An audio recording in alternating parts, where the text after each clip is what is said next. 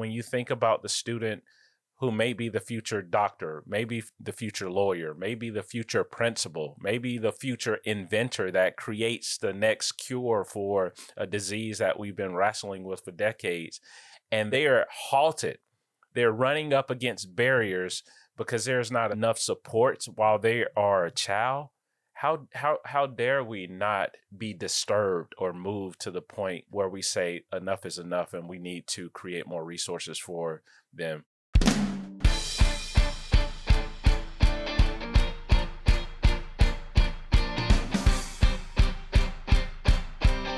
Hello, and welcome to the Politics Girl podcast. I'm your host, Lee McGowan. Let's get into it. Well, it's back to school. And while school shootings seem to be a given in America, actual education is not. Here we are in September 2025 with the Department of Education that is being systematically dismantled, while the policy impacts of the Trump administration on education is only set to make things worse. From food insecurity for children who are used to getting fed at school, to school closures, to policy decisions that tell us what we can and cannot teach, now we have states taking right-wing Christian talking points as part of the public school curriculum, and even using videos from organizations like PragerU to teach our children. To teach our children things like slavery wasn't so bad. It was better than death, after all. Why would we teach our children that those were the only two options, death or slavery? Aren't we supposed to be a land of freedom? What are we even doing here? This is a complete departure of how we teach our children and what they will be learning. So to talk about education in modern-day America, I have invited Dr. Terence Lester to join us. Dr. Lester is the author of the upcoming book, From Dropout to Doctorate, Breaking the Chains of Educational Injustice. Dr. Lester writes about how education inequality isn't theoretical, it's real, that behind every data point you hear about dropout rates or underfunded schools or academic failures, there is a story of real people with potential who more often than not got left behind.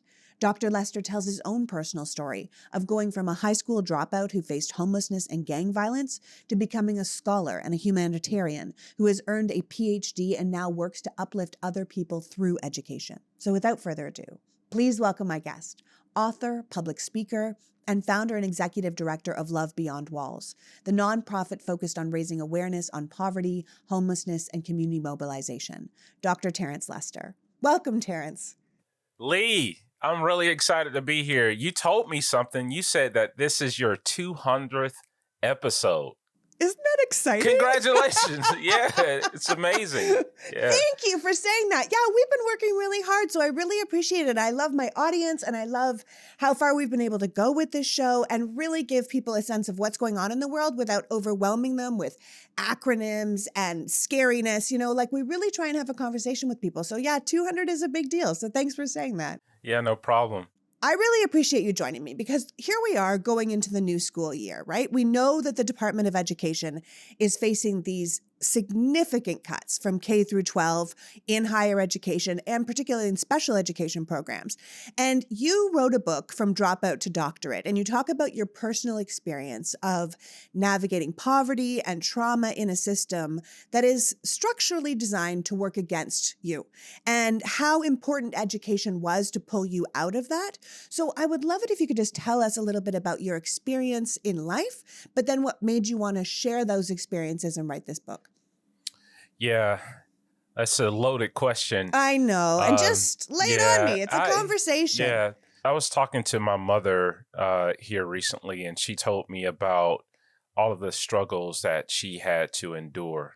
Single parent, working multiple jobs. This was before online education, and how sometimes she would have to take me to her work outside of her normal job. Just to sit in the lobby or even to school as she would drive an hour away to ensure that she kept going to school to continue her education, to give her better access to income to actually care for my sister and me. And the way that she talks about it, she let me know that we were impoverished for a large portion of the time. You know, there were things in my environment local to my community that made it really challenging to even dream outside of that environment. I mean, I can still remember the rundown school buildings, the divestment in the neighborhood, the potholes in the street, how crime went up, We grew up in a food desert, and all of these social barriers made it even hard for someone like me who was going into an educational setting to even connect with the lesson. I mean, you think about students who show up in school and they didn't eat the night before, and the only time that they ate was the prior day. I was in that population, and it made it really challenging for me. I experienced homelessness when I was a teenager. I ran away from home. I dropped out of high school. I literally had no real examples or even men in my life at that point that could sit me down and talk to me about education and the educational journey, and how education itself could give me opportunities to overcome a lot of the systemic challenges that I was faced with. I mean, honestly, like your personal story is quite phenomenal. I was reading about you, leading up to this conversation, and you grew up in Atlanta, if I'm Yeah. correct. And like you said, with a single mother and a sister, and like many single mothers in this country, she was working multiple jobs, right? She was trying to keep food on the table. She was trying to keep a roof over your head. But that makes you end up on an all too familiar path, right? Which is like, then you have access to gangs, and you have homelessness, and you end up dropping out of school because you don't realize that school can be your way out, and no one is putting a lot of investment into the schools maybe in your community as well, so it's like you don't see that path. And eventually I look at you, and you went back to school, you graduated, Yeah. you enrolled in a nearby college. At 28 years old, you'd earned 4 degrees, and then you went on to get a PhD in public policy and social change. I mean, you really truly turned your life around, and you did it through education. So I can't even imagine how you did that. And if you want to share that story, please do. I'm sure people can go buy the Yeah. book and read it as well. But also, like, it must feel personal to you, these cuts that they're putting into the Department of Education. I get really emotional even thinking about the story. I remember the day that I pushed myself away from the desk in the school building. I was in an alternative school. It was the last step before, I finally said, I'm not going to school anymore. It's called an open campus. I walk outside of the building. I literally push myself away from the desk. My friends followed. You could do this in open campus because it was self-paced, and I'm walking out of the front door. Three other of my friends were following me, and not even 100 yards away from the school, this guy experiencing homelessness called over to our group. I was the only one to respond. I walk over to this guy, trash hanging from his beard. He was stumbling, seemed like he had been using alcohol to cope with his circumstances. And he looks at me, he says, "Young man, is that your school back there?"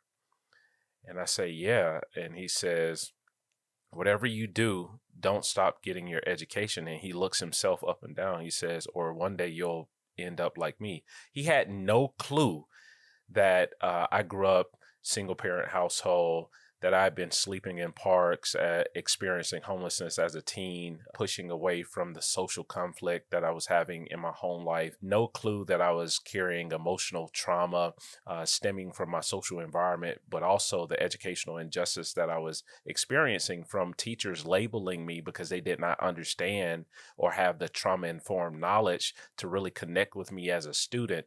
He had no idea. And he looks at me, Lee, and he says, "You're one day going to be a leader."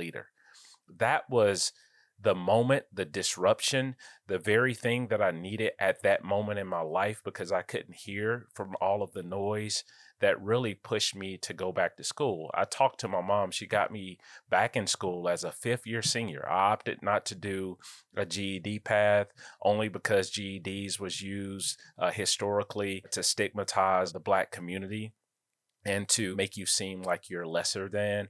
My mom worked it out with the school where I could go back to the high school I dropped out of as a fifth year senior. And then I met Miss West. Miss West was an educator who taught 10th grade geometry, her first year, young Black woman. And I enrolled in her class. I walk in a class and my face is despondent. I had all of this, you just social angst from coming from impoverishment and dealing with family conflict and the trauma and all of those things. It was hard for me to connect with the lesson, but I was determined. She calls me out one day after class and she says, "Young man, I don't know, but there's something special about you. You're brilliant. And I want you to use my classroom as a sanctuary. Anytime you feel any type of pressure outside of this school that's too overwhelming, I just want you to come in here and sit down. She was practicing a trauma informed approach to education and a trauma informed pedagogy long before we start using those terms. And I did that. And she became a champion of mine. And a large part of why I graduated was because of teachers and educators like Miss West and my mom's example of going back to school, getting 2 grad degrees, going on to complete her doctorate in clinical counseling, and really investing in me. So it was community. It was all of these strangers who became family, who intervened in moments of my life where the outside circumstances seemed overwhelming to the point where I could not manage. And that is the message that I'm getting through in this book. You have Department of Education cuts, right? Programs to Title I schools are being cut. What does that mean? That means that the staff will be cut. Reading specialists, after school programs, extra counselors or social workers, the very people that it takes to stand in solidarity with students like I once was to say, hey, there's more to your future than the things that you have to navigate, even when you're dealing with impoverishment. Yeah. And the thing is, it's the people like your mother, the Miss Wests of the world. It's the people who see beyond what the circumstances are to what the children can become. And Yes. ultimately, we should be investing so deeply in education instead of cutting it, because if you were even a long-term thinker, who would you have been without those opportunities? What would you have contributed to society versus what you can contribute to society now? It's actually a long-term plan. If you want to build, more tax base and more people in society doing well, you would want to have an educated base to begin with, because you're only going to have a stronger society. And if you're a capitalist, a stronger tax base moving forward. Like, I look at a life like yours. And I think, obviously you and I grew up in completely different ways. And yet I had a Miss West in my life too. Now, I was never in danger of dropping out of school. I was given every opportunity, every privilege, but I was bullied relentlessly, like chased. Like Wow. today, you would be getting those kids arrested. But back in the 80s, it was like they just got bullied. Like, that was the way it was. And there was a teacher who saw through it, Miss Wilson. And Wow. we came in with me and these 3 girls that were absolutely tormenting me. And the 3 of them were like, this is what happened. Total lie, but it was 1 against 3. And Miss Wilson was like, you're lying. She knew. And she stood up for me, and I will literally never forget it. You never forget those teachers. And those are the ones we need to be paying and supporting, because they're the ones that look out for children who will then go on to do great things in their life. I look at the current budget proposal for the Department of Education, and it's taking $12 billion, eliminating so many K through 12 and higher education programs completely. K through 12 schools this year are going to immediately see fewer staff, like you're saying, fewer enrichment programs, less supplies, less resources. Public colleges and universities are going to have smaller budgets. They're cutting Pell Grants, which is the main form of financial aid for low-income students. The administration is reducing research money for universities that count on it to not only bring in students, but also to solve world problems, solve diseases, solve the problems that we're all going to be dealing with. And they are cutting all the support services for underrepresented students, which I'm sure you understand so distinctly. What happens to students like that when those resources aren't there for them anymore? On a personal level, even a practical level. So I serve on a school governance committee for a Title I school. I started an organization called Love Beyond Walls. One of our programs is And we tell people, just build. so in case they don't know, what is a Title I school? Yeah, Title I school means that there's a higher concentration of impoverished students who either their families live below or near the poverty line, and they need extra supports in the actual school to service this population. And so the school governance board that I sit on has the highest concentration of unhoused students in this one school in the entire public school system. And so our organization is building these resource centers within the context of schools. So, like, say, if you have all of these students who are under resourced that has tremendous needs and they come from families that way, and you only have one social worker. You spend a lot of your time looking outside of the school for resources. Sometimes those are disadvantaged or cut because of the national funding crisis. And then here it is, you have a student who shows up in school, they're being bullied because their families don't have any washing machines and dryers. They slept in a car the night before. They stayed in a motel with 5 or 6 people in one room and only one bed or two beds. And they come to school and they're unable to connect with the lesson, right? And then you have overcrowded classrooms. You talk about paraprofessionals and teacher supports. Right now, we were talking even yesterday when we were having our board meeting about how the national funding is actually going to lessen the budget where the support teachers can't be in the actual classrooms helping the teachers actually provide the support where students can increase their grade level performance, their academic performance. And now you have to shift these roles and pull teachers or instructors that are helping teachers and place them in other parts of the building. And how does this impact the student? It impacts the student when they are unable to get the lesson and you need that extra support. It impacts the students when you overwhelm the school with great need and no resources where the actual staff and the faculty is overwhelmed and they can't meet all the other resources. You're indirectly telling students that they don't matter, that their dreams are locked inside of an environment that is created for their impoverishment, for essentially their demise. And when we think about the importance of education, it gives access to careers like STEAM, science, technology, engineering, arts, and mathematics. And if they don't have a trajectory that will get them into higher education so they can have some of the more polished careers where they can provide for themselves and their families and even contribute back to the community, then we have to ask ourselves, what are we even doing? We need more support, not less support. Students need to be able to dream, not have their dreams diminish because you're cutting funding and the actual support systems that help them take the stance they need to reach their potential. Okay, here's the thing. I love laundry sauce detergent. That's not just something I'm saying or selling. I genuinely love these laundry pods. I can't even compare this detergent to any other I've ever used because it's just that much better. Quality cleaning, beautiful packaging, incredible smell, delivered right to my house. It is legitimately amazing. I actually have multiple different scents that I switch between based on whose laundry I'm doing or what I'm feeling like or literally the weather. I'm currently washing my husband's towels in Spanish leather. I do our sheets and my personal towels in Indonesian patchouli. I am using it for our clothes now too because it's summer. But when the fall comes in, I'm going to switch to Siberian pine. I literally put my towels to my face and inhale. And if you want that scent to last longer, Laundry Sauce has scent boosters and dryer sheets to pump it up. That's one of the things I love about Laundry Sauce. The smell is incredible, but it's not too strong. They've given you the option to boost it because a lot of people wanted even more scent. So whether you like crisp, grounded scents like Australian sandalwood or prefer sweet scents like Mojave peach, the pods are small, easy to use, and engineered for performance. You don't have to pick up some big jug, then the boxes just look beautiful in your laundry room.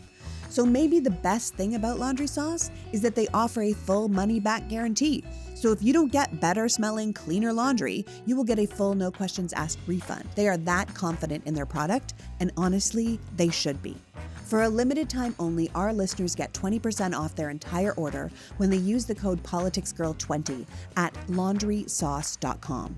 That's 20% off at laundrysauce.com with the promo code PoliticsGirl20. And after you check out, they'll ask you where you heard about them. Please feel free to drop our name. Trust me, your laundry has never smelled this good. This episode is brought to you by IQ Bar, our exclusive snack and hydration sponsor. IQ Bar is the better-for-you, plant protein-based snack made with brain-boosting nutrients to refuel, nourish, and satisfy hunger without a sugar crash. With more fiber and less sugar and carbs than the alternatives, IQ Bar is the smart snack choice. The products are gluten-free, dairy-free, soy-free with no GMOs or artificial sweeteners. They're packed with clean, delicious ingredients to keep you feeling physically and mentally fit, like magnesium, potassium, lion's mane, and adaptogens. And they have a zero sugar drink mix that will hydrate you with electrolytes and improve your mood. And they have an IQ Joe, which is a jitter-free instant mushroom coffee packed with 200 milligrams of natural caffeine that comes in 4 different flavors. There is a reason IQ Bar has over 25,000 5-star reviews. So if you want to try it, I would recommend you start with the Ultimate Sampler Pack. That way you get to try all the IQ Bar products and flavors in one go. That would be 9 IQ Bars, 8 IQ Mix sticks, and 4 IQ Joe sticks. My boys take the bars with them all the time, to school, to the gym, in the car. They love them because the flavors taste like real flavors. I remember the first time my son had a blueberry bar, and he was like, but it tastes like blueberries, not like blueberry flavor, like an actual blueberry. Pretty good. Right now, IQ Bar is offering our special podcast listeners 20% off all IQ Bar products, including that sampler pack, plus free shipping. So to get your 20% off, text PG to 64,000. Text PG to 64,000. That's PG to 64000. Message and data rates may apply. See terms for details. Students need to be able to dream, not have their dreams diminish because you're cutting funding and the actual support systems that help them take the stance they need to reach their potential. Yeah. And I think it doesn't matter where you come from, what you look like. This is across the board in America. Our public schools are underfunded, period, the end. When we were trying to get our son into school, when he was going into kindergarten, we went over to our local public school and it was so underfunded that they were like, we actually need each parent to donate $20 a month so we have enough paper to print the tests on. And we were like, Wow. What? Like, how is that a real thing? And then they're paying for each child in the seat per day. That's how the state sets it up, right? Yes. LAUSD, which is where we are, was, I think at the time, the 12th worst school district in the nation.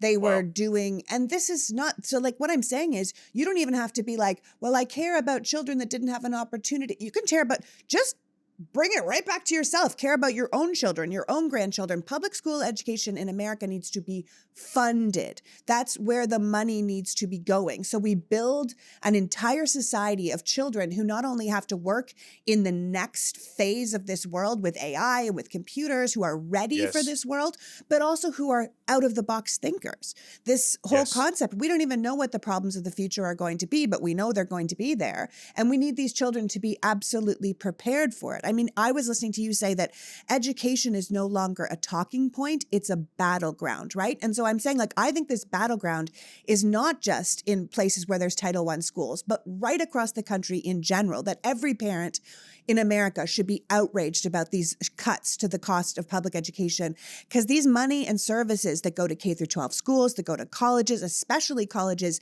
in urban and rural in communities, are at major risk here. And what happens if we're not even educating our children, not even properly educating our children, where we have one guidance counselor for 600 kids, but just not educating them at all? And as these policies with this government get worse, higher education itself has only become more fragile, especially for Black students, for those from communities where poverty is concentrated and the opportunities are limited.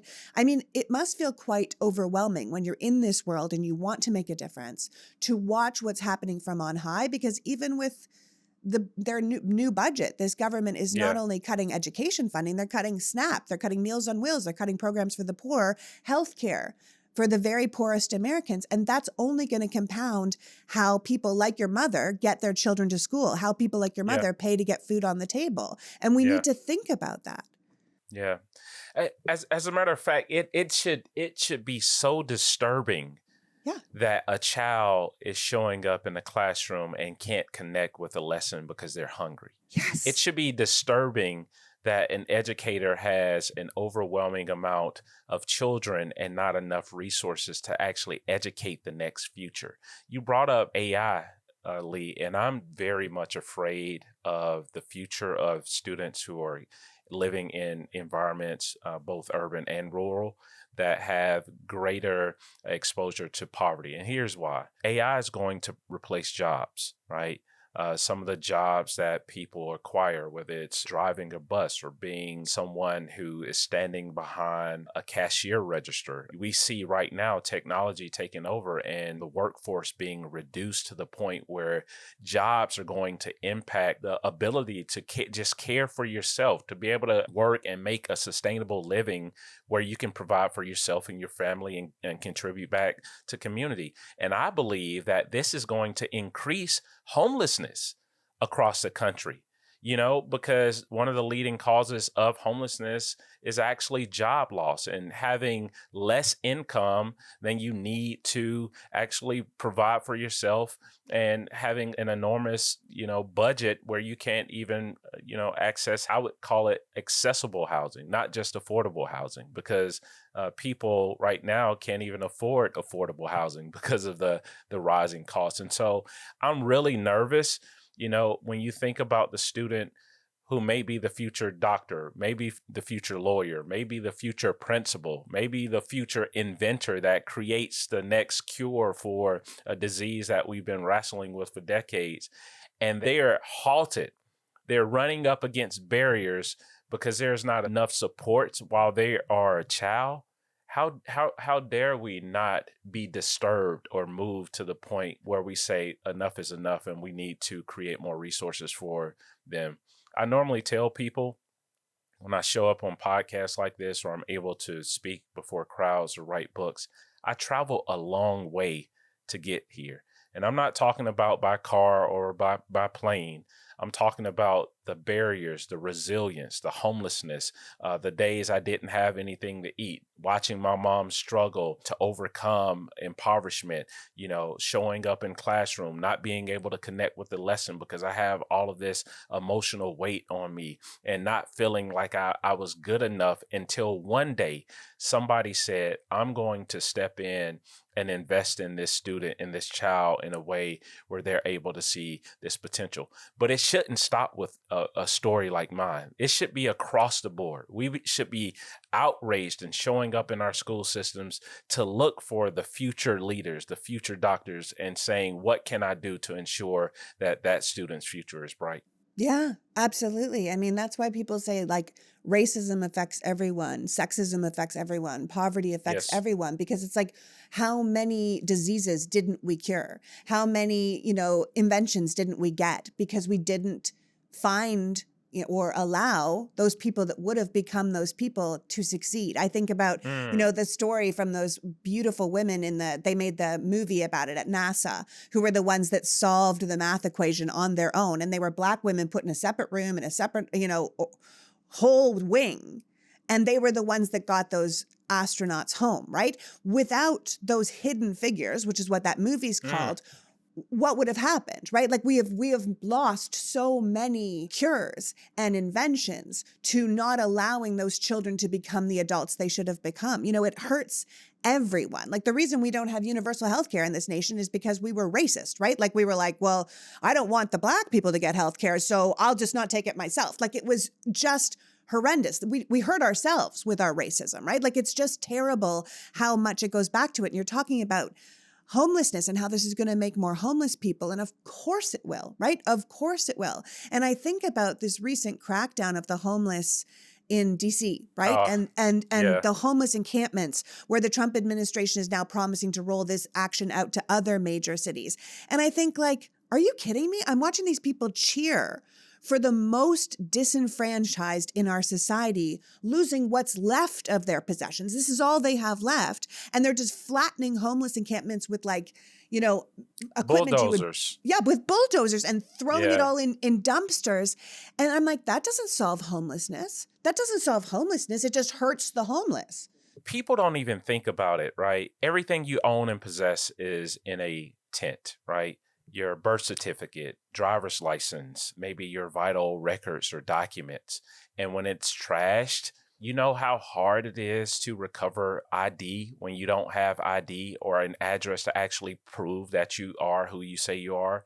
I mean, even in the work that we do, we've had to work with attorneys to solicit birth records and write documents and actually do research in how to validate someone's existence. When you don't have access to an ID, you can't get a job, you can't open a bank account, you can't get access to housing, you can't get some of the essentials that you actually need to be stabilized. And then we need to push back against the idea that to be poor and unhoused is to be criminal, right? They're trying to interlock the two, right? We're talking about the humanity of people. I like to say that homelessness is one of the only justice issues in our world where you can be labeled for what you don't have and then punished for trying to survive it. And we need to reframe the narrative of how we think about our neighbors without an address. If we're really pushing this ethic of love, as Dr. Martin Luther King says, this world house, we have to start seeing the world as our address.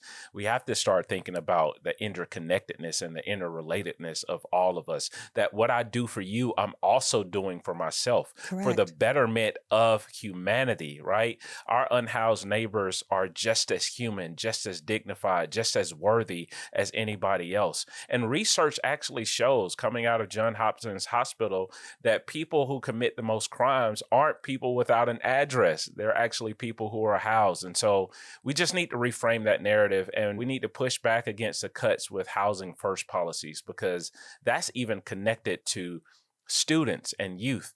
One of the largest groups of people who are unhoused are actually children and youth, not adults. And we have to reframe this narrative. And children and students never ask to be unhoused, right? This is just a circumstance they have to walk through. And if you actually want to solve homelessness, you have to deal with the root cause of why people are homeless, which is everything from the high cost of living to the low minimum wage to the extraordinary cost of healthcare. If you have children and then you have healthcare, like, you're going to go insane. Social services are being cut, the lack of affordable housing, as you said, the lack of access to housing. And then, of course, education, right? That brings us back to education. It's the opportunity that education offers people to be upwardly mobile. And like, we're not solving any of the root causes, and then we're punishing the people that are suffering because we made it impossible for them to function in this society. You've probably heard about our next sponsor, iRestore, on TV. It's an at-home hair regrowth system clinically proven to help regrow hair using 300 lasers and 200 LEDs that send light therapy directly into your scalp from the comfort of your own home. So if you have thinning hair and you would rather have healthier, fuller hair, iRestore Elite is for you. I got one for my husband. Sean is in his late 40s and he's in great shape, but he is conscious that his hairline is creeping back and he does not like it. So now he's just popping the iRestore on while we're watching a movie or while he's working and allowing science to do its thing. And this is science. The iRestore is the most advanced hair regrowth technology because it's equipped with trademark VIXO lasers that feature wider beams of red light so they cover more scalp and surface area, which increases follicle stimulation for better and more consistent results. In a 4-month double-blind clinical study performed by a board-certified dermatologist and laser surgeon, nearly every participant saw an increase in hair growth with iRestore laser and LED technology. And they stand by what they can do, which is why iRestore offers a 12-month money-back guarantee, so you can try it completely risk-free. If your hair doesn't make a glorious return, they will give you a full refund. No awkward questions, just fuller, healthier hair or your money back. So get yourself the gift of hair confidence. For a limited time only, our listeners are getting a huge discount on their iRestore Elite when you use the code PoliticsGirl at iRestore.com. Head over to the letter I, restore.com, and use the code PoliticsGirl for our show's exclusive discount on the iRestore Elite. And if they ask, please support the show and tell them that we sent you. I'm telling you, I understand that hair loss is incredibly frustrating, but now there is something you can do with iRestore. So, I traveled a lot this summer, and one of the things that's hard when you change beds or locations or time zones is sleeping, which is one of the reasons that I'm such a devoted fan of Calm. Calm is the #1 app for sleep and meditation that gives you the power to calm your mind and change your life. And it really does change your life, because I've become completely Pavlovian when it comes to their sleep stories. Over time, I have picked the ones that I like the best. It is the train stories, the Taurus Express, the Glacier Express. And as soon as I hear the narrator's voice, it is an almost immediate reaction for me to go right to sleep. I am also a big fan of Calm for naps. The app has a number of terrific meditations that allow you to take the perfect amount of time for a nap, which is about 28 minutes, and it wakes you up with birdsong. So if you're feeling overwhelmed in the middle of the day, you can take a quick, less than half-hour nap and be back and ready to go. It works so well. I don't even have to set an alarm. Those birds are just chirp, chirp, chirp, and I am back. Back to school can feel like a good time to reset. So why not make Calm one of the resets you add to your life to make it better for the rest of the year? As I said, I use the sleep stories the most, but they also have sleep meditations, calming music, white noise, green noise, brown noise, guided meditations, expert-led talks on different topics, and grounding exercises to help you relax when you're feeling overwhelmed. There is a reason Calm has over 2 million 5-star reviews, and it's because they help you stress less, sleep more, and live better. Calm now has an exclusive offer just for listeners of our show. You can get 40% off a Calm premium subscription at calm.com/politicsgirl. That's calm.com/politicsgirl. And I'm going to tell you, as someone that's been paying for this app for well over 7 years, that is an amazing value. So go to calm.com/politicsgirl for 40% off unlimited access to Calm's entire library. Calm.com/politicsgirl, and tell Calm that you heard about them from me. We're not solving any of the root causes, and then we're punishing the people that are suffering because we made it impossible for them to function in this society. Yeah.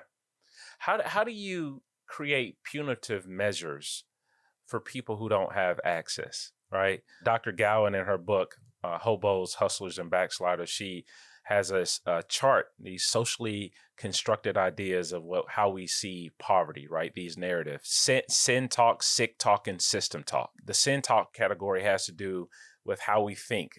Maybe they're poor because they don't have any morals or character issues. And then how we solve it is through punishment.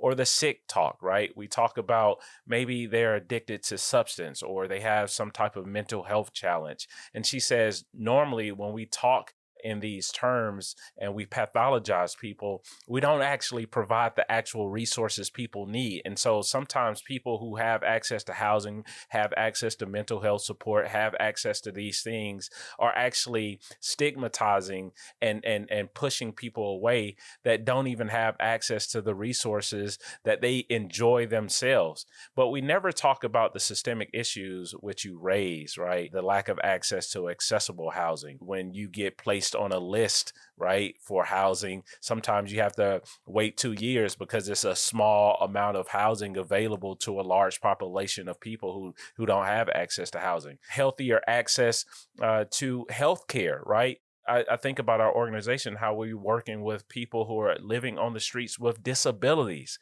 veterans who serve this country, who are having hard times even accessing the very supports and benefits that they need to get back on their feet. And so we have to ask ourselves, how are we really treating people? The way that we treat people shows a lot about what's in the heart and the soul of our policy and the ways in which we are showing up in society. That's what I think. Yeah, no, that's exactly it. We have to ask ourselves how we are treating people. I think that's so essential. I mean, look, you were a former high school dropout, then you were sort of in gang world, then you got yourself a great education. You became a doctor, a pastor, a community activist. I should tell people that it was 2013 when you and your wife Cecilia founded Love Beyond Walls as a way, I'm assuming, to give back and help other people who face the same sort of circumstances you had faced. Why don't you tell us a little bit about that organization? Because you just mentioned it now, and why you believe that people need it and why you felt the need to start it. Yeah. I'll never forget, I was walking down the street. I was headed to a conference, which to be able to read and think and go to conferences is a privilege. And I was in a group and we were walking past a person who was unhoused. And the whole group started saying all of these derogatory names. Let's walk across the street. I mean, I was shocked. I could not believe that I was around people who was spewing this type of hatred, right? And they didn't even know that I had experienced it myself. And at that point, I was like, we need to reframe and change the narrative of homelessness. And so out of that passion, both lived experience and education, I decided with my wife, we started asking the question, how can we support our neighbors without an address? I actually started Love Beyond Walls. I launched the very first campaign. My family dropped me off underneath a bridge, and I lived on the streets long before it was a formal organization, to live amongst those who were unhoused. I was put out of shelters. I slept in the cold. I had the unhoused community and my friends rally together to get me a tent, a blanket, all of those things. I went through all of those experiences because I wanted to be daring enough to walk in the shoes of those who suffer with this every single day, even though I had my own experiences, so I can better articulate it. From there, we started reuniting people with their family members to get them off the streets, getting people access to identification cards. We created programs where we have grooming and support services. I mean, think about showing up to a job interview and you haven't had access to a shower, or you don't have the proper clothes on. Becoming a conduit and a resource. We start retrofitting RV units to temporarily house the unhoused community, where we can walk with them out of homelessness. And then volunteers started coming from everywhere, offering services and support. I had one volunteer who would show up and just donate 1 hour a week because she had a knack for research, and she helped a guy named Ronald actually reunite with his family that he had been out of touch with for 30 years. 30 years. We launched the first museum in the United States called the Dignity Museum that represents the subject of homelessness out of a shipping container, educating people about the stories of those who have the courage to wake up every single day and suffer through what it means to be poor and unhoused in this country. And we build empathy. We show people what it means to be proximate to their neighbors. We built showers, and Love Sinks In, a campaign that went viral during COVID. We were the organization placing hand washing stations in the street. We love to just show up and crowd love this community with support, because one of the greatest things you go through when you are living in isolation and you're unhoused and people are turning their head, locking their doors, or not even acknowledging your very existence is isolation. Yeah. And we say, how can we love beyond the walls, right? All of the walls that seek to divide us, in a way where we remind people who are so worthy, who are beloved, that they matter. Yeah, they matter. You know, anyone who's born without privilege struggles in our society. And the world is clearly very unjust, and it only seems to get more so every day. Poverty affects every single part of your life. And instead of helping, our government seems to be abandoning these people. And I think that is why people like you and people like me talk so much about community these days, like what you and your wife have created.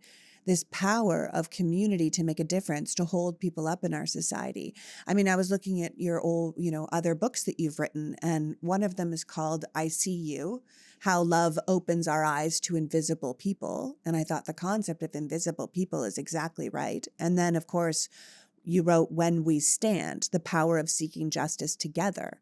And I feel like it's all about community and seeing each other as one another rather than as differences. And when I think about you and I think like, well, what would you like to see in the world? Like, what if people like you were in charge of government, would you be doing so we could seek justice together, so we can stand up for the invisible people, so we can all be seen in this society? Because only working together can we make it better. We can see what happens when we allow a handful of people to have all the power, and it doesn't serve any of us. Yeah. I was asked recently if I had 5 minutes to address the entire world, what would I say? Which is a very huge question. I would talk about compassion. I would talk about compassion in a way that would lift and elevate the stories of the student who shows up without the meal, the person who is unhoused, who is put out of a restaurant for asking to use the restroom. I would talk about compassion in a way that has the tangible, actionable items embedded in it that suggest that when we show people love and compassion, we're actually providing and meeting their basic needs. I mean, Maslow's hierarchy of needs, you can't even think if you don't have anywhere to live, you don't have any thing to eat, you don't have the types of relationships that you would need. So I would talk about compassion. I definitely would use a stakeholder approach to decision making. Have you ever noticed that when people in power are actually making decisions, they're not actually proximate to the very people who are being harmed by public policy? What about the EMTs that services those who are unhoused? What about the educators who spends 40, 60 hours a week in the classroom with students who are struggling? What about the after school program workers who are being proximate to families that are in need? What about the business owners who are equitable in how they pay living wages, right? We need to bring everybody to the table, because sometimes when we leave out voices in making decisions, we also leave out the communities that are being targeted by public policy. And so compassion. We need compassion in the way that we see each other. We need compassion in the way that we design policy, because sometimes public policy lacks empathy, right? We need compassion in the way that we talk about people. We need compassion in the way that we equitably meet every person's need, so everybody has an accessible chance to flourishing, right? Housing should be a human right. Public sanitation and hygiene should be a human right. Access to food and livable wages should be a human right. And so when we strip people of the opportunity to actually flourish, we're not showing compassion. And we need more compassion in the world. And that's just how I would show up. Yeah. That's a pretty good 5-minute speech you would give the world there. I kind of love it. But I also think like it serves everyone. Be selfish. Yes. That serves everyone. It serves Yes. everyone to have everyone housed and fed and have water and have, access to a job. It serves everyone. Our communities are safer. People are better. I think it's why we got so confused during the wonderful I think it was wonderful when the BLM protest came up, because it had a real point. But I think one of the things that got skewed during that time was this concept of defund the police, because people were like, oh, you don't want law enforcement. I was like, no, what they're trying to say, and it was unfortunately marketed badly, was that we need to fund the other things that can help. If someone's having a mental health issue, don't send cops with guns. Send people that know how to deal with that mental health issue. Fund Right. those people. If someone is having trouble and they're living in their car with their children, don't send the cops. Send a social worker that can help them get on their feet, a caseworker. Like, it's not about not funding law enforcement when law enforcement is needed. It's about sending the right people that can actually solve the problem. I once watched in the streets of New York a man having just he was clearly having a terrible drug trip. He was literally like, his skin, you could tell he was just losing it. And they had sent 9 or 10 firemen, and they were all standing around because they didn't know what to do. And the whole scene was very scary because the man was clearly struggling, but the firemen were not prepared to do this thing. And it's about funding the right people to help us move forward, and making sure people aren't missing their basic needs only serves the community as a whole. Hank Green, who's an author, and he had a quote saying, like, I don't have any children, but I love to pay into taxes that go to education because I don't want to live in a society with stupid people, right? Like, it actually serves everyone to educate our public, to keep them off the streets, to keep them fed, to keep them housed. Like, when we were talking about universal basic income a long time ago, it was like, people don't not want to work. They don't want to sit around all day. They actually want a life of purpose.